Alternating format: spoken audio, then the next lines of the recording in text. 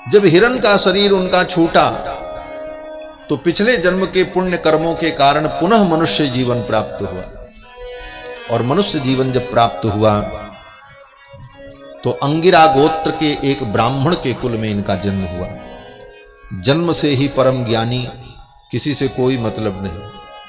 पूर्व जन्म की स्मृति के कारण सावधान रहे कि थोड़ी सी भूल होने के कारण 3 जन्म तक हमको भटकना पड़ा। अब फिर मनुष्य जीवन मिला है। अगर किसी वस्तु में, किसी व्यक्ति में कहीं भी मेरी ममता होगी तो ये ममता मुझे बंधन में डाल देगी। जन्म से ही वैराग्य संपन्न। मां दे देती तो खा लेते, नहीं देती तो कोई बात नहीं, मांगने भी नहीं जाते। धीरे धीरे बड़े हुए, समय आने पर पिताजी ने इनका यज्ञोपवीत संस्कार किया। और यज्ञोपवीत संस्कार में पिता जो है गायत्री मंत्र का उपदेश करता है। पिताजी ने गायत्री मंत्र सुनाया, बोले इसे याद कर लो। ब्राह्मण को गायत्री का जप करना चाहिए। तो सब प्रणव शिरस्त्रिपदीम सावित्रीम ग्रैष्म वासांतिकान मासान अधीयानमपि असमवेत रूपेण ग्राहयामास। पिताजी ने गायत्री मंत्र सुनाया, लेकिन सुन करके उसे याद नहीं किया। याद तो इनको सब था, पिछले जन्म की सब याद बनी है, तो गायत्री मंत्र याद करने में कितना देर लगेगा। लेकिन पढ़ करके पिताजी को नहीं सुनाया। क्यों? बोले पिताजी सुन लेंगे, जान जाएंगे किसको याद हो गया तो कल दूसरा मंत्र पढ़ाएंगे, फिर वो सुनाऊंगा तो तीसरा पढ़ाएंगे, फिर पूरा वेद पुराण रामायण सब हमको पढ़ा देंगे और फिर लोग जान जाएंगे कि ये बड़ा विद्वान हो गया। फिर लोग बुलाएंगे, आओ मेरे यहाँ यज्ञ कराओ, मेरे यहाँ पूजा कराओ, ये कर्मकांड कराओ, वो विधान कराओ। फिर पिताजी हमको जजमानों के घर भेजने लग जाएंगे। और जजमानों के घर भेजेंगे तो जजमान लोग दक्षिणा देंगे, पूजा चढ़ाएंगे। फिर जब संपत्ति घर में आएगी तो पिताजी मेरा ब्याह कर देंगे, फिर तो लड़के बच्चे हो जाएंगे। फिर उसी संसार प्रपंच में मैं उलझ करके अपने मानव जीवन को समाप्त कर लूं। इससे अच्छा कुछ नहीं करना। प्रपंच को बढ़ाना ही नहीं। वो प्रपंच का मतलब बताए ना, पचि विस्तारे। आप जहां विस्तार करना शुरू करोगे वो प्रपंच फैल जाएगा। गायत्री मंत्र पढ़ करके नहीं सुनाया। 6 महीने तक इनके पिताजी रोज रटाते थे, गायत्री मंत्र बोलते थे, कहते बोलो ओम भूर्भुवस्वः। 3 बार जब उनके पिताजी कहें तो 1 बार बा मुश्किल बोले, और कहें क्या, बोले भूर भूर भूर, कुछ भी बोल देते उल्टा पलटा, सही नहीं बोलते। पिताजी थक गए। पिताजी ने कहा ये तो महामूर्ख है। आज के जैसे ब्राह्मण तो तब थे नहीं महाराज। आज तो ब्राह्मण के बच्चों को वेद पढ़ने के लिए किसी दूसरे के पास जाना पड़ता है। प्राचीन काल में हर ब्राह्मण अपने माँ बाप, अपने पिता से ही वेदादि शास्त्र का अध्ययन करते थे, क्योंकि सभी ब्राह्मण वेद वेदांत के विद्वान हुआ करते थे। घर में ही सारी विद्याएं प्राप्त होती थी, कहीं बाहर जाने की जरूरत नहीं पड़ती। और केवल ब्राह्मण में ही नहीं, समस्त विद्याएं, चाहे वेद विद्या हो, आयुर्वेद विद्या हो, चिकित्सा विद्या हो, कला हो, स्वर्णकारी हो, व्यापार हो, संगीत विद्या हो, सब परंपरा से अपने कुल खानदान से ही विद्याएं व्यक्ति को प्राप्त हो जाती। यही परंपरा थी प्राचीन। पिताजी इनके थक गए। पिताजी ने कहा तो महामूर्ख है, जड़ है। जड़ माने मूर्ख। उसी दिन से उनका नाम पड़ गया जड़ भरत। जड़ भरत। समय बीता, पिता की मृत्यु हो गई, मां की भी मृत्यु हुई। घर में जो भाई था उसका साम्राज्य हुआ। इनका तो ब्याह हुआ नहीं, घर में रहते। अब मां बाप के चले जाने के बाद जो भाभी थी, भौजाई, वो कुछ दे देती थी खाने होने को, लेकिन कब तक दे। संसार के लोग तो व्यवहार अपने ढंग का करते हैं, ये दुनिया स्वार्थपूर्ण है। कुछ दिन तक तो उसने भोजन दिया, फिर उसने अपने पति को सिखाया, बोले ये तुम्हारा भाई निखट्टू बैठा रहता है, केवल खाता है, करता कुछ नहीं, कुछ इससे काम लिया करो। तो भाई लेकर के खेत में गया काम कराने के लिए। भरत जी ने सोचा, जड़ भरत जी ने, कि अगर आज हम काम करेंगे तो कल ये फिर हमसे काम कराएगा, परसों दूसरा काम कराएगा, फिर तो हम की खेत ही जोतते रह जाएंगे। आए थे हरि भजन को और ओटन लगे कपास। भगवान के भजन के लिए जीवन मिला और ये दुनियादारी फिर शुरू हो जाए। बोले तो कुछ नहीं। भाई ने कुदाल पकड़ा दिया और कहा यहां खेत को खोद डालो, इसको बराबर करो, इसमें बीज बोना है। बता करके भाई चला गया, खोदने लगे। एक ही जगह खोदते रहे, खोदते खोदते बहुत बड़ा गड्ढा खोद डाला, हमारा कुआं तैयार कर दिया। एक ही जगह खोदते रहे। भाई थोड़ी देर बाद आया देखने के लिए कि कितना काम हुआ, तो भाई ने देखा, अरे तूने खेत में ही कुआं बना दिया, अब तो इसी में हम लोग गिरेंगे। तो जड़ भरत जी ने कहा भैया जैसा आपने कहा था खोदो, तो हम खोद रहे थे, खोद ही रहे थे। भाई परेशान, भाई ने सिर पीट लिया, बोले तो बड़ा पागल है। खेत में ले गया, दूसरे मक्का के खेत में बैठा दिया, बोले यहां बैठो और बैठ करके फसल की सुरक्षा करो, पक्षी आएंगे, पक्षियों को देखना, फसल को नुकसान न हो। बोले ठीक, बैठ गए। पक्षियों का समूह आया, मक्के की फसल पर बैठकर मक्के के दाने को पक्षी खाने लगे, चहकने लगे पक्षी। तो जड़ भरत जी महाराज चुपचाप बैठे रहे, देखते रहे। वाह कितने सुंदर हैं ये, भगवान की सृष्टि कितनी दिव्य है। ये सुंदर सुंदर पक्षी, इनके रंग कितने अच्छे हैं, इनकी वाणी कितनी मधुर है। बेचारे कहाँ खेती करने जाएंगे, इनको कहाँ मिलेगा, खाने दो। हाँ खूब खा रहे, चुपचाप बैठे बैठे भगवान का नाम लेते। राम जी की चिड़िया, राम जी का खेत, खाओ रे चिड़िया भर भर पेट, खाते रहो, कोई दिक्कत नहीं। अब महाराज भाई आया, भाई ने देखा, अरे पागल, ये सब पक्षी जो है फसल को नुकसान कर रहे हैं और तुम देख रहे हो।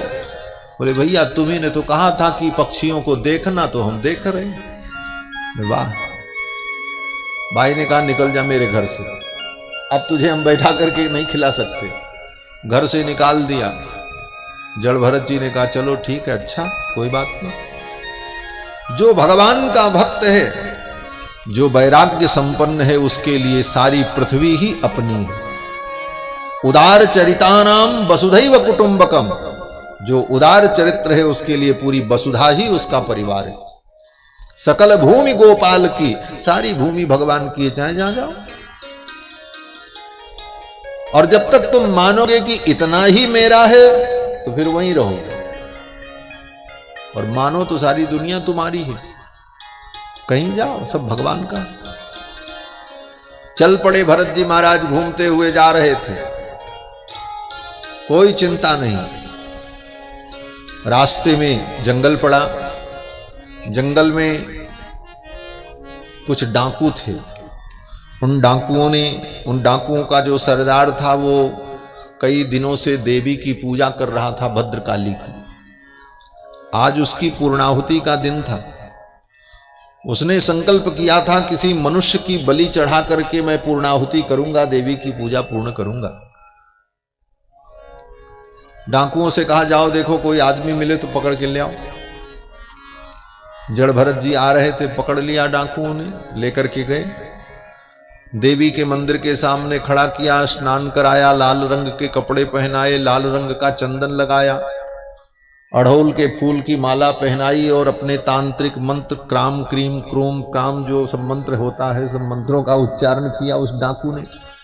उसकी प्रक्रिया को और विधि को देख करके जड़ भरत जी जान गए कि ये हमारी बलि चढ़ाएगा। ज्ञानी थे, पिछले जन्म का सब कुछ उनको स्मरण था, वेदादि शास्त्र का सब ज्ञान था, परमहंस थे। जान गए लेकिन विरोध नहीं किया। चलो शायद इसी प्रकार मेरी मृत्यु लिखी होगी तो कोई बात नहीं, मैं भगवान का स्मरण करता हूं।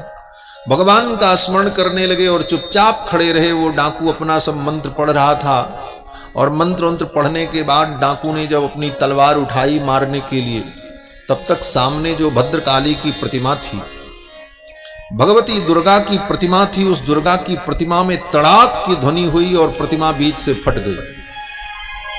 श्री सुखदेव भगवान कहते हैं तदुपलभ्य ब्रह्म तेजसाति दुर्विषहेण दंदह्यमानेन वपुषा सहसोच्चाट शैव देवी भद्रकाली। भद्रकाली की प्रतिमा फट गई। और भगवती भद्रकाली प्रकट हो गईं और तलवार छीन लिया उस डाकू के हाथ से और उसी तलवार से डाकू के मस्तक को काट दिया। बाकी जो थे वो भाग गए। जड़ भरत जी महाराज ने देवी को प्रणाम किया और फिर अपने प्रभु का स्मरण करते हुए चले गए। भगवती भद्रकाली ने सोचा कि अगर मेरे सामने इसकी बलि चढ़ेगी और इस बलि को अगर मैं स्वीकार कर लूंगी तो मेरा अस्तित्व समाप्त हो जाएगा। यह भगवान का परम भक्त है और भगवान के भक्त की मैं बलि स्वीकार करूं, भगवान मेरे अस्तित्व को मिटा देंगे। ये जितने देवी देवता हैं ये सब भगवान के सेवक हैं और भगवान के भक्त का अनादर अगर देवता भी कर दें तो देवताओं का भी कल्याण नहीं हो सकता। भगवान के कोप का भाजन बनना पड़ेगा। इसलिए भगवती भद्रकाली भी प्रकट हो गईं और भद्रकाली ने प्रकट होकर के उस डाकू को ही मार दिया। डाकू पूजा कर रहा था इसलिए कि भद्रकाली मेरे ऊपर प्रसन्न हो, लेकिन जड़ भरत जी ने काली की पूजा नहीं की थी। लेकिन काली किसके ऊपर प्रसन्न हो गई? बोले जड़ भरत जी पर प्रसन्न हो गई, डाकू पे नाराज हो गई, जबकि डाकू प्रसन्न करना चाहते। इसका मतलब क्या है? बोले इसका मतलब यही है, बोले जो भगवान की भक्ति करेगा उस पे सभी देवी देवता सदा प्रसन्न रहते हैं। अलग अलग किसी देवता को प्रसन्न करने की जरूरत नहीं है। भगवान की भक्ति अगर जीव करता है तो सभी देवी देवता उसके ऊपर प्रसन्न हो जाते हैं। जा पर कृपा राम के हुई, ता पर कृपा करे सब कोई। उस पे सबकी कृपा होती है। और भगवान की कृपा नहीं तो तुम चाहे जितने देवी देवताओं को प्रसन्न कर लो, कोई देवी देवता तुम्हारे काम नहीं आएंगे। रावण ने सभी देवी देवताओं को प्रसन्न कर लिया था, सभी देवी देवताओं को अपने वश में कर लिया था, चाहे मंत्र से, चाहे तंत्र से, चाहे बल से, चाहे बुद्धि से, चाहे विवेक से। किसको वश में नहीं किया था रावण ने? लेकिन जब राम जी ने कोप किया तो कोई देवता उसकी रक्षा करने में समर्थ नहीं हुई। ये संकेत हनुमान जी ने रावण को पहले ही दे दिया था। लंका में जब पहुंचे तो हनुमान जी ने कहा, लंकेश अभी भी समय है, तुम राम जी की शरण में आ जाओ, अन्यथा राम जी के कोप के भाजन जब बनोगे तो कोई देवता तुम्हारी रक्षा नहीं कर पाएंगे। इंद्रो महेंद्रो सुरनायको वा शंभु पिनाकी त्रिपुरांतको वा। भगवान शंकर अपना पिनाक धनुष लेकर के आ जाएंगे, फिर भी तुम्हारी रक्षा नहीं कर पाएंगे। ब्रह्मा स्वयंभु चतुराननोवा, स्वयं ब्रह्मा आ जाएंगे, वो भी तुम्हारी रक्षा नहीं कर सकते। स्थातुम न शक्यम, वो तुम्हारे सामने, वो राम जी के सामने वो टिक नहीं सकते। इसलिए हे लंकेश, तुम राम जी के चरणों की शरणागति कर लो। रावण नहीं माना। परिणाम बोले कोई देवता रावण को बचा नहीं सके। इसलिए भगवान की भक्ति से सब कुछ संभव है। अनन्य भाव से भगवान के चरणों की भक्ति हो। स्वयं गीता में भगवान कहते हैं, अनन्याश्चिन्तयन्तो माम ये जना पर्युपासते तेषां नित्याभियुक्तानां योगक्षेमं वहाम्यहम्। जड़ भरत जी महाराज भगवान का स्मरण करते हुए चले गए। इसके बाद आगे जा रहे थे। सिंधु सौवीर देश का राजा रुहुगण पालकी में बैठकर कपिल मुनि के पास ज्ञान प्राप्त करने जा रहा था। उसके पालकी का एक कहार बीमार पड़ गया। कहारों ने कहा, पालकी कौन ढोएगा, एक बीमार हो गया। वे कोई आदमी पकड़ लो, सब तो हमारे सेवक हैं, मैं राजा हूं। जड़ भरत जी को पकड़ लिया, बोले चलो पालकी उठाओ। जड़ भरत जी ने कहा चलो, महात्मा ही थे। पालकी में कंधा लगाया, पालकी लेकर के चलने लगे। पालकी लेकर के चलने का अभ्यास तो था नहीं और नीचे देखते हुए चल रहे थे कि कहीं कोई जीव हमारे पैरों से दब करके मर न जाए। महात्मा की दृष्टि तो बड़ी सूक्ष्म होती।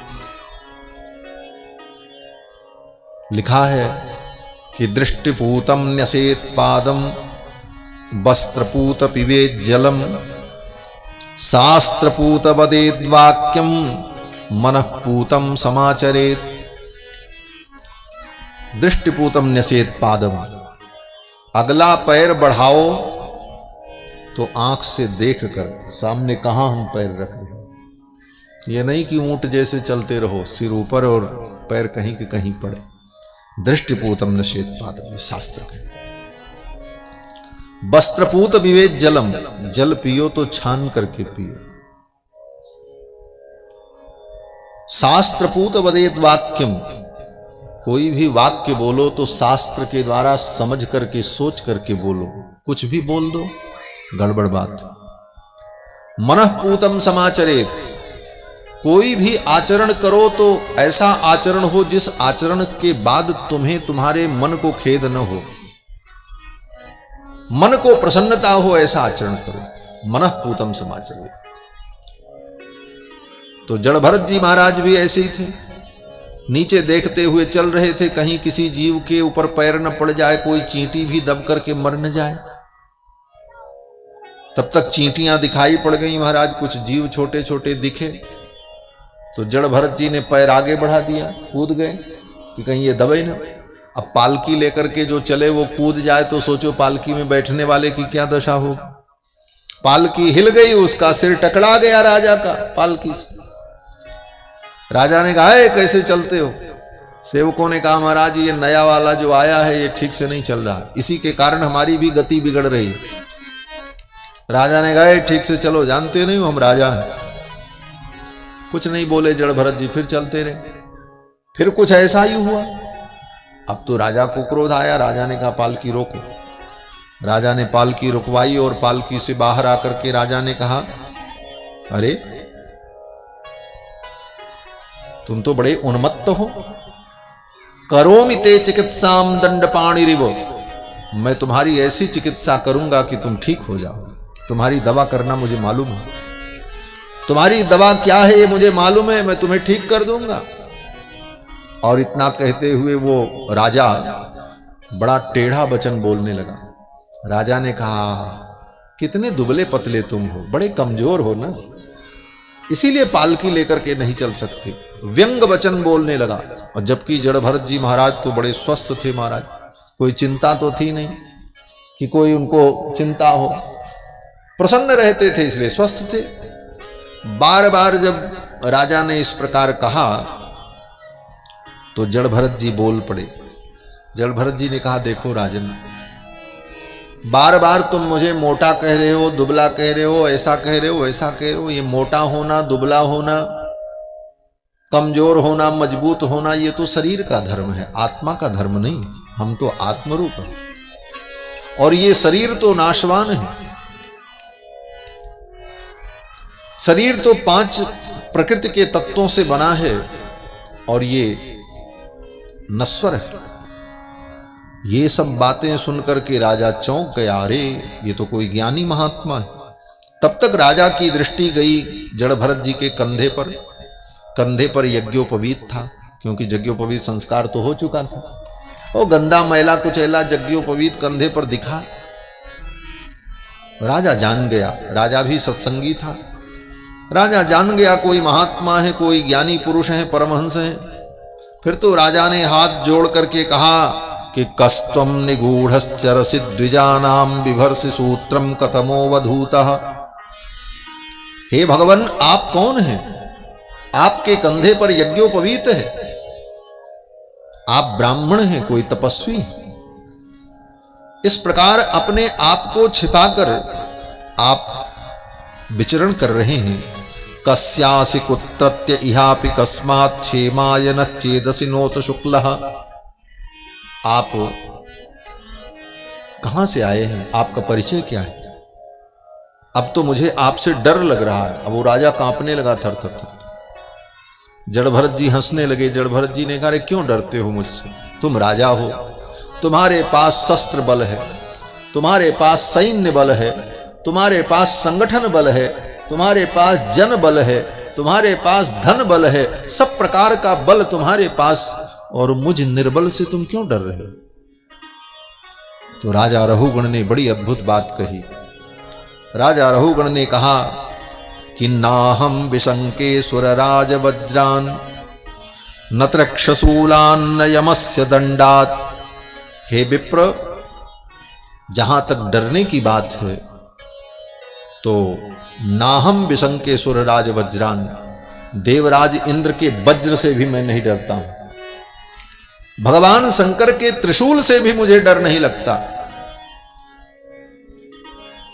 यमराज के काल दंड से भी मैं नहीं डरता हूं, मैं निर्भय हूं।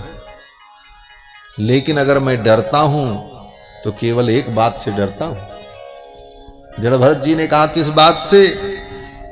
तो राजा ने कहा छंके भृशम ब्रह्म कुलावमानात्।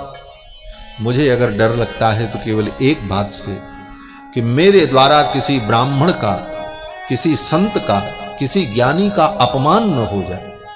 क्योंकि संत का अपमान, किसी ज्ञानी का अपमान, किसी वेदज्ञ विद्वान ब्राह्मण का अपमान, तपस्वी का अपमान इंद्र के वज्र से भी ज्यादा भयानक, यमराज के काल दंड से भी ज्यादा कठोर है। यमराज के काल दंड से तो आप बच सकते हैं, लेकिन किसी संत का, किसी भगवत भक्त का, किसी ज्ञानी पुरुष का अपमान करके आप सुरक्षित नहीं रह सकते। क्यों? बोले वो तो आपको कोई दंड नहीं देगा, लेकिन उसके मालिक को पता चलेगा तो फिर उसका परिणाम बड़ा भयानक होगा। इसीलिए कहा कि जो अपराध भगत कर करई, राम रोष पावक सो जरई।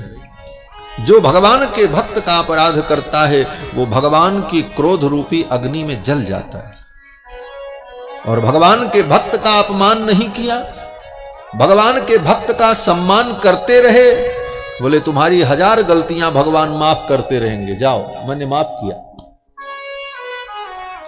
रावण ने कितने पाप किए, लेकिन रावण को भगवान ने तब तक दंड नहीं दिया जब तक रावण की लंका में विभीषण जैसे भक्त सुरक्षित थे। जब तक विभीषण का सम्मान था लंका में, विभीषण को सुख सुविधाएं मिलती रहीं, रावण भी विभीषण का ख्याल रखता था, भाई हमारे भाई विभीषण के घर कोई कमी न होने पावे, मेरा भाई है, उसकी देख रेख करते रहो। तब तक राम जी ने रावण के ऊपर आक्रमण नहीं किया। लेकिन जिस दिन विभीषण को लात मार करके रावण ने निकाल दिया, उसी दिन रावण की आयु समाप्त हो गई। गोस्वामी तुलसीदास जी ने लिख दिया, हस कहीं चला विभीषण जबहि, हस कहीं चला विभीषण जबहि, आयुहीन भय सब तबहि, आयुहीन भय सब तबहि, आयुहीन भय सब तबहि, आयुहीन भय सब तबहि, हस कहीं चला विभीषण जबहि, हस कहीं चला विभीषण जबहि, हस कहीं चला विभीषण जी ने लंका का त्याग किया, चल पड़े। उत्पपात गदा पाणि चतुर्भिः सह राक्षसैः। 4 राक्षसों को लेकर के विभीषण जी अर्धरात्रि में लंका छोड़ करके राम जी की शरणागति करने के लिए चल पड़े। गोस्वामी तुलसीदास जी ने लिख दिया, अब लंका वालों की आयु खत्म, अब ये मारे जाएंगे। क्यों? बोले भगवान के भक्त का अनादर कर दिया, अब ये नहीं बचने वाले, अब तो राम जी इनको मार ही देंगे। असकहि चला विभीषण जबहि, तो आयुहीन भये सब तबहि, उनकी आयु समाप्त हो। राजा रहुगण ने कहा, महाराज मैं डरता हूं तो केवल इसी से कि मेरे द्वारा किसी भक्त का अपमान न हो जाए। फिर तो जड़ भरत जी ने राजा रहुगण को बड़ा सुंदर उपदेश किया। राजा रहुगण ने पूछा, महाराज आपके जैसा ज्ञान, जैसी आपकी स्थिति है, आपको दिव्य ज्ञान है, ये ज्ञान, ये दशा जीव को कैसे प्राप्त हो सकती है? तो जड़ भरत जी ने कहा कि हे रहुगण, रहु गणैस्तत्तपसा न याति न चेज्जया निरवपणाद् गृहाद्वा न छन्दसा नैव जलाग्निसूर्यैर्विना महत्पादरजोभिषेकम्। जंगल में जाकर के तपस्या करने से, बड़े बड़े यज्ञ करने से और बड़े बड़े अनुष्ठान करने से इस ज्ञान की प्राप्ति नहीं होगी। बोले तब जड़ भरत जी कहते हैं बिना महत्पाद रजोभिषेकम। बड़ी महत्वपूर्ण पंक्ति है, बिना महत्पाद रजोभिषेकम। जड़ भरत जी कहते हैं जब तक महापुरुषों की चरण रज तुम्हारे ऊपर नहीं पड़ेगी तब तक जीवन में ऐसी दिव्यता नहीं आएगी। इसीलिए महापुरुषों के चरण का आश्रय लेना चाहिए। बहुत पढ़ लो, बहुत यज्ञ कर लो, बहुत पूजा विधान कर लो, लेकिन संत महापुरुषों की कृपा जीवन में प्राप्त नहीं किया तो ऐसी दिव्यता जीवन में नहीं आएगी। और महापुरुषों की कृपा हो जाए तो ले क्षण भर में जीवन में दिव्यता आ जाती है, जीवन बदल जाता है। जड़ भरत जी ने सुंदर उपदेश किया और इसी प्रसंग में भवाटवी का उपदेश किया। ये भवाटवी क्या है? ये भवाटवी माने भव माने संसार, अटवी माने जंगल। ये संसार का जंगल, इसका बड़ा सुंदर रूपक के द्वारा वर्णन किया है कि कोई व्यापारी कुछ पूंजी लेकर के व्यापार करने के लिए निकला। कोई व्यापारी कुछ पूंजी लेकर के व्यापार करने के लिए निकला, उसके पीछे 4-5 चोर लग गए ठग।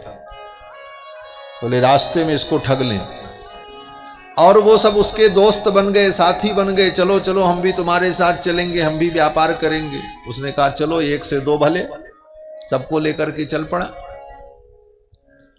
रास्ते में मौका पाकर के सब व्यापारियों ने, वो जो अन्य लोग थे वो सब उसका धन लूट लिए। अब बेचारा धनहीन होकर के चला था धन कमाने, पूंजी भी चली गई। भटकता हुआ जा रहा था भूख प्यास से व्याकुल। और तब तक भूख प्यास से व्याकुल जा रहा था, पानी की खोज में देखा एक कुआं, सूखा कुआं था। सोचा इसमें पानी मिल जाए। पानी की लालसा में वहां देखने गया, तब तक उसका पैर सरक गया। घास थी, उस घास में उसे समझ में आया नहीं, पैर सरका और उसी कुएं में गिरने लगा। तब तक उसी कुएं के ऊपर एक पेड़ की डाली लटक रही थी, वो डाली उसने पकड़ लिया। अब डाली पकड़ के लटक तो गया, अब न ऊपर जा पावे न नीचे जा पावे, डाली पकड़ करके लटका हुआ है। भूख भी लगी है, प्यास भी लगी है। नीचे देखा तो उस कुएं के अंदर एक भयानक काले रंग का सर्प फुफकार रहा था, और ऊपर जिस डाली को वो पकड़ रखा था उसी डाली के ठीक ऊपर एक मधुमक्खी का छत्ता था, उसी से मधु टपक रही थी, टप टप। अब भूख से व्याकुल था, उसने सोचा चलो थोड़ी देर मधु ही खा ले। फिर किसी प्रकार टेढ़ा होकर के सिर को ऊपर करके जीभ फैला करके उस मधु की बूंद को पकड़ने का प्रयास करने लगा कि वो बूंद मेरी जीभ पर गिर जाए, मैं चाट लूं, थोड़ी तृप्ति मिल जाए। एक आध बूंद गिरी, दोबारा कोशिश किया तो इधर उधर चली गई बूंद, फिर बड़ा परिश्रम किया तो एक आध बूंद मिली। अब उसी एक एक बूंद की लालसा में वो लटका पड़ा है और चाट रहा है। तब तक देखता क्या है कि जिस डाली को वो पकड़ करके लटका है, उस डाली को 2 चूहे काट रहे थे धीरे धीरे। वो चूहे कौन थे? बोले एक सफेद रंग का चूहा था, एक काले रंग का चूहा था। दोनों उसको कुतर रहे थे। 2 प्रकार के चूहे होते हैं ना, लाल सफेद, काले और सफेद। वो दोनों उसको कुतर रहे थे और डाली अब कटे अब कटे। अब ये डर रहा था क्या। तब तक फिर भी वो सोच रहा था अच्छा थोड़ी मधु और पी लें, थोड़ी मधु और पी लें।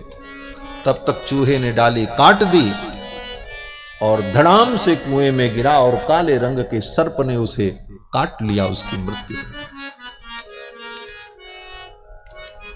भरत जी कहते हैं, श्री सुखदेव भगवान ये कथा सुनाते हैं, यही भवाटवी है ये संसार। ये जीवात्मा इस संसार में आया अपने पिछले जन्म के पुण्य की पूंजी लेकर के कि चलो अब आगे और पुण्य कमाएंगे। ये पुण्य की पूंजी लेकर के हम जीवन में कर्म का व्यापार करने इस संसार में आए। अच्छे कर्म करेंगे, अच्छी पूंजी तैयार होगी, फिर हम सुखी होंगे।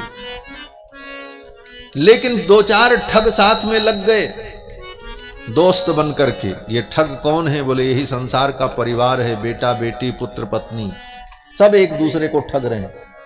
सत्य यही, हम तुम्हारे साथी हैं, हम तुम्हारे अपने हैं, और तुम्हारी कर्म की पूंजी को चट कर गए, सब भोग गए।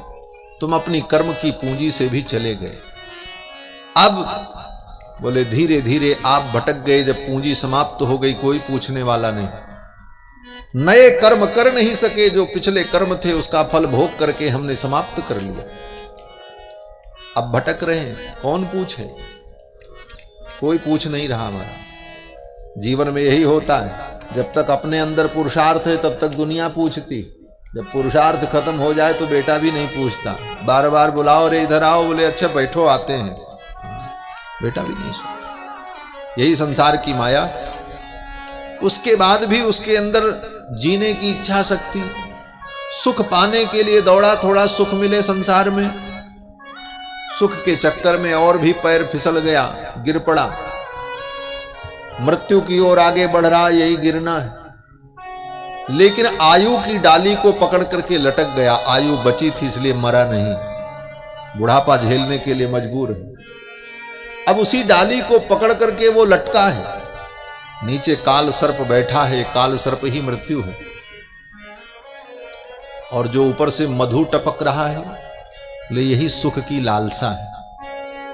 घर में बूढ़ा हो जाता है व्यक्ति तो कभी कभी परिवार के लोग उसका ख्याल कर लेते हैं, बाबूजी दवा खाए कि नहीं खाए, दो से मीठी दो बातें बोल देते हैं तो उसको संतोष हो जाता है, अच्छा चलो हमारे, उसके सारे अपराध को भूल जाता है और फिर उन्हीं की आशा में वो जीने लगता है। देर सवेर लाकर के दो रोटी दे दी, उसके अनुकूल दो बातें कह दी, उतने में वो तृप्त हो जाता, चलो हमको पूछ रहे हैं। यही मधु की वो बूंदें हैं जिसकी लालसा में वो लटका रहता है। लेकिन वो काटने वाले चूहे कौन हैं? बोले उस डाली को काटने वाले चूहा है, एक चूहा काला है, एक सफेद है। एक काला चूहा जो है वो रात्रि है और सफेद चूहा जो है ये दिन है। दिन रात बीत रहा है, आयु की डाली कट रही। लेकिन थोड़ा रस मिलेगा उस लालसा में, उन अपने परिवार परिजनों के मीठे वचन सुनने के लिए, उनके दो सांत्वना भरे वचन को सुनने के लिए वो लालायित होकर के लटका रहता है, जीता रहता है। और एक दिन आयु की डाली कट जाती है और गिरता है, काल उसे समाप्त कर देता है। यही जीवन का परम सत्य है। जड़ भरत जी ने ये सब सुनाया, राजा रघुगण ने चरणों में प्रणाम किया, विदा हो गए। वास्तव में श्रीमद् भागवत महापुराण की कथा वैराग्य को उत्पन्न करने वाली कथा है। महाराज जीवन का दर्शन है, मृत्यु का दर्शन है। मरने के पहले हमें क्या समझना जरूरी है, यही भागवत समझाती है। ये सब सुनाकर श्री भरत जी महाराज भगवान का चिंतन करते हुए चले गए।